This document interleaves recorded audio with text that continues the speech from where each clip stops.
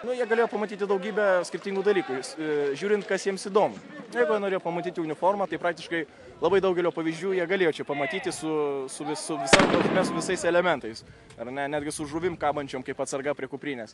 Jeigu jiems reikėjo mūšio, jie galėjo tai pamatyti. Jeigu jiems patinka ginklai ar tai sakykime, batalijos, jie tai galėjo pamatyti. Žodžiu, aš manau, kad spektras to, ką jie galėjo pamatyti, yra platus. Aš nežinau, ko jie dar nepamatė.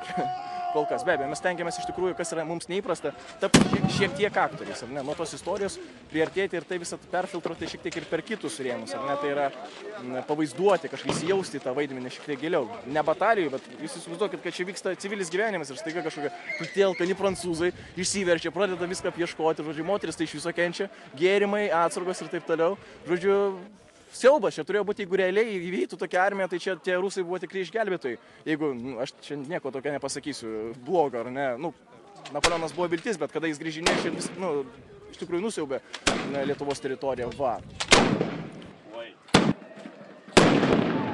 Rekonstruodami uniformą arba rekonstruodami ginklą ar mūšį, tai nėra tik tai materialinio paveldo demonstravimas.